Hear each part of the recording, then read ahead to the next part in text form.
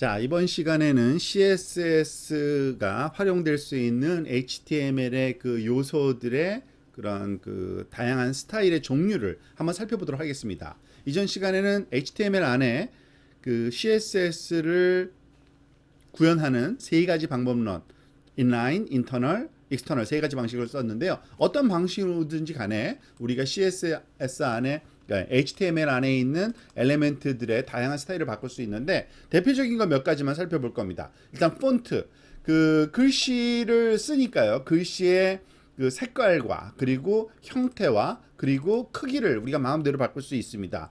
그 대표적인 그 프로퍼티 이름이 그 직관적으로 우리가 이해하기 쉬운 이름들이에요. 색깔은 컬러로 바꾸고요.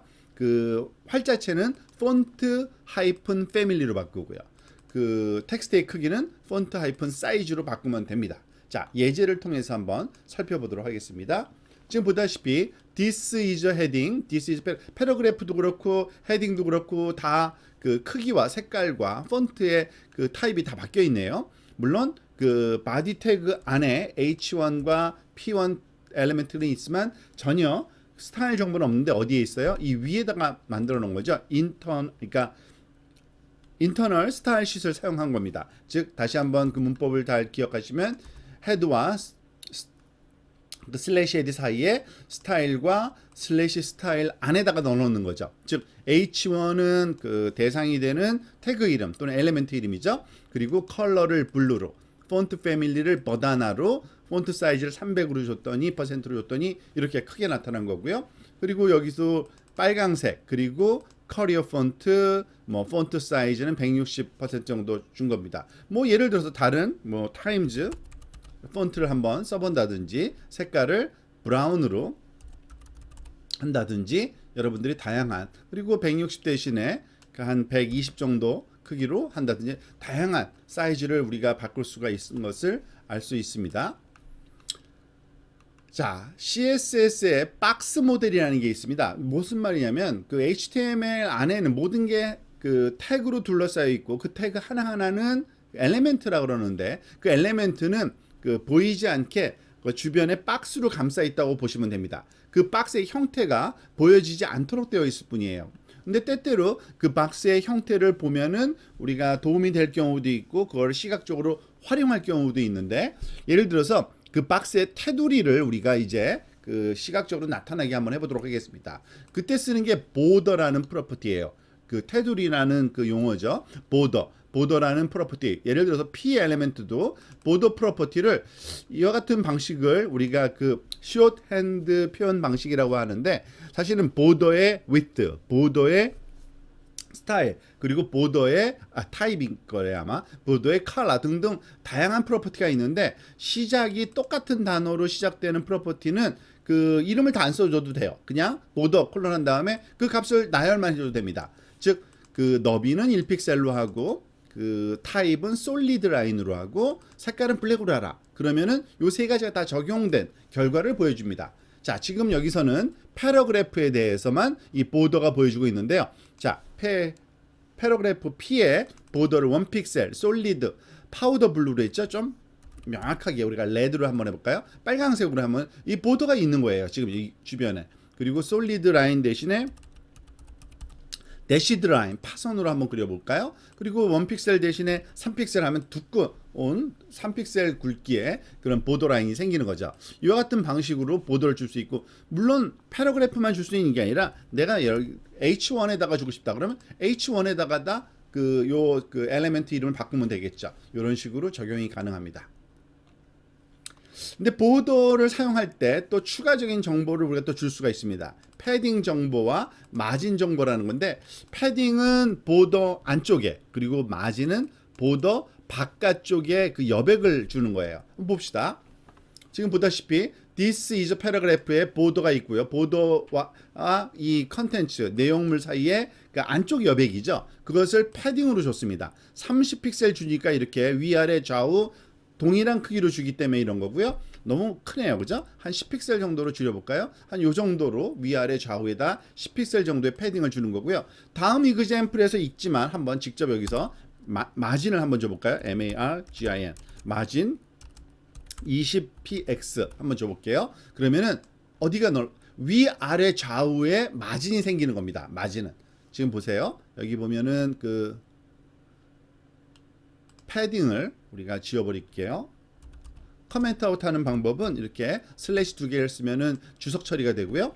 자, 그래서 마진을 너무 조금 주니까 명확하지 않네요. 한 50픽셀 줘볼까요? 즉 위아래 좌우에 말하자면 오른쪽으로부터 왼쪽으로부터 위로부터 아래로부터 50픽셀씩 떨어져 있게 되는 거죠. 즉 만약에 이런 그 디스플레이가 필요하다 하면은 마진을 쓰면 되는 겁니다. 그리고 패딩은 테두리선 안쪽에서의 말하자면 여백이라고 생각을 하시면 되겠습니다.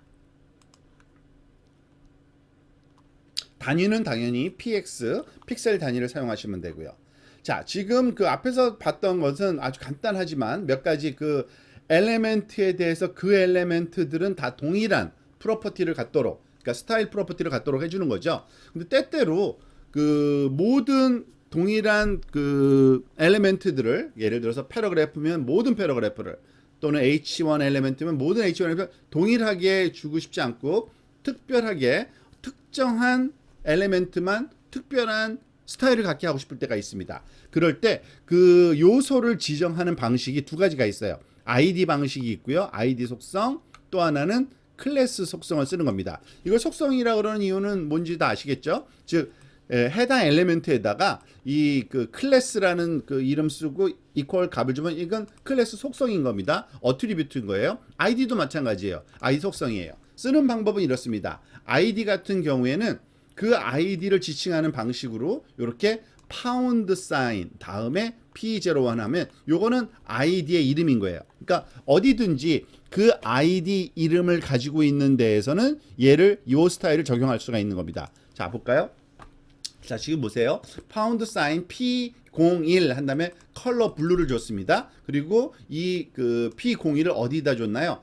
패러그래프가 3개지만 요 한 개만 지금 스타일을 바꾸고 싶은 거죠. 그래서 아이디를 여기다가 그 01주기가 세 번째 거. 만약에 사실 요거를 컨트롤 X 지우고 첫 번째 거에다가 컨트롤 V로 페이스트 해 볼게요. 자, 첫 번째 거만 그 스타일로 바뀌겠죠. 즉, 요 P01이라는 아이디 이름은 파운드 사인 다음에 스타일에서 써야지만 그걸 이해한다는 거죠. 그리고 사실은 조금 그 불편하지만 그 원래 의도대로 작동되지 않는 게 하나 있는데, 원래 아이디는 그 모든 엘레멘트 중에 딱 한 개만 줄 수가 있어요. 똑같은 이름으로. 그런데 이상하게 요즘 브라우저들이 그 아이디를 클래스처럼 막 사용하더라고요. 무슨 말이냐면 다른 데 써도 되는 걸 그냥 허용을 해버립니다. 이건 브라우저가 그렇게 하는 거기 때문에 저희가 어떻게 할 수 없고요. 예를 들어서 지금 여기다가 제가 아이디를 또 썼더니 이 친구도 그 똑같은 스타일로 적용이 되죠. 사실은 적용되면 안 됩니다. 왜냐하면 하나의 패러그래프만 하나의 아이디를 가질 수가 있는데 아이디가 좀 다른 거가 아니라 똑같은 걸 써도 되거든요. 이거는 그냥 브라우저들이 그렇게 허용하기 시작했으니까 그건 여러분들이 이해하십시오. 예를 들어 컬러를 또 레드로 바꾼다 그러면은 그 아이디를 갖고 있는 친구만 레드로 바뀌겠죠. 자, 마찬가지로 클래스도 똑같습니다. 근데 클래스는 쓰는 방식이 문법이 좀 다를 뿐이에요. 아까 클래스 그 아이디일 때는 파운드 사인 다음에 그 아이디를 썼잖아요. 근데 클래스에서는 요 점을 씁니다. 점. 그러니까 피리어드 점. 그리고 지금 여기서 p.error라고 썼는데 요거는 좀 이따 설명할게요. 한번 들어가서 봅시다. 자, 지금 보면은 그 클래스 그 에러가 지금 그 에러라는 클래스를 쓰면은 이 에러라는 클래스에 대한 스타일을 찾아서 우리가 와야 되는데 지금 보면은 보세요. p.error로 되어 있죠. 이거는 뭐를 의미하는 거냐면 같은 스타일이라 할지라도 p 태그 안에 에러라는 클래스가 있을 경우입니다. 예를 들어서 제가 여기다가 h1 엘리멘트를 하나 this is 헤딩 한 다음에 h1 엘리멘트를 하나 만들어 놓을게요. 그리고 이 h1 엘리멘트도 클래스를 에러라고 한번 써 넣어 볼게요. 자, 그런데 작동이 안 됩니다. 왜 안 될까요? 왜냐하면은 얘는 P 안에만 있는 것만 허용하는 겁니다. 그러니까 모든 곳에서 다 허용하려면 이걸 또 지우면 돼요. 그러면은 어디든지 에러라고 쓴 것, 그러니까 점으로 시작해서 파운드 사인은 아이디고요. 요거는 클래스는 점입니다. 그러니까 점 에러라고 하면은 에러라는 클래스는 다 작동이 되는 겁니다. 그리고 이 친구를 예를 들어서 제가 파운드 사인으로 바꾸면 당연히 작동이 안 되겠죠. 왜냐면은 id일 경우에만 되는 거니까요. 그거는 요걸 또 바꾸면 돼요. 예를 들어서 id를 바꾸면 이렇게 얘는 id가 에러니까 이렇게 되는 겁니다. 그러니까 id는 파운드 사인으로 시작하는 거고 그 클래스는 점으로 시작하는 그런 스타일 엘리멘트 정의만 기억하시면 되고요. id든 클래스든 다 이렇게 속성으로 활용될 수 있고 특정한 엘리멘트만 특정한 스타일을 주고 싶을 때 활용할 수 있다. 여러분들이 기억하시면 되겠습니다. 그리고 몇 가지 사용되지 않는, 그러니까 앞으로 사용하지 말자고 한 태그들이 있는데요. 근데 작동이 되기 때문에 조금 애매하긴 합니다. 그 권장하는 겁니다. 왜냐하면 폰트라는 태그 있어요. 그리고 센터라는 태그 있고요. 스트라이크라는 태그 있는데 그 가운데 줄 긋는 거, 중앙 정렬시키는 거, 폰트를 바꾸는 건데 가능하면은 이런 태그를 쓰지 말고 아까 설명된 폰트 패밀리, 폰트 사이즈 그런 거를 활용해서 스타일로 하라는 얘기고요. 속성 값 중에서도 컬러 또는 비지 컬러라는 게 있습니다. 이것도 가능하면 이 속성을 쓰지 말라고 권장합니다. 왜냐하면은 스타일로 다 모든 걸 통합시켜서 사용하는 게 바람직하기 때문에 그렇고요. 스타일에서는 컬러 또는 백그라운드 하이픈 컬러라는 프로퍼티를 바꿔주면 되는 걸 우리가 실험을 통해서 살펴봤습니다. 자, 요약을 한번 해볼까요? 우리가 스타일 그 속성을 우리가 인라인 그 스타일을 바꿀 때 쓰는 거 배웠고요. 스타일 엘리멘트는 인터널 스타일 시트에 그리고 링크는 익스터널 스타일 시트를 가져올 때 쓰는 거였습니다.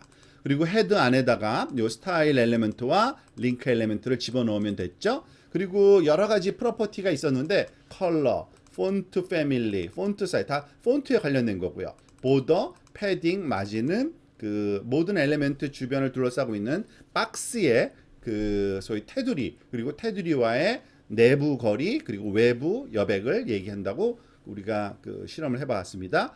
몇 가지 엑서사이즈 반드시 여러분 실습해 보시기 바랍니다. 오늘 새로 배운 태그는 사실 두 가지뿐이 없어요. 스타일 태그와 링크 태그.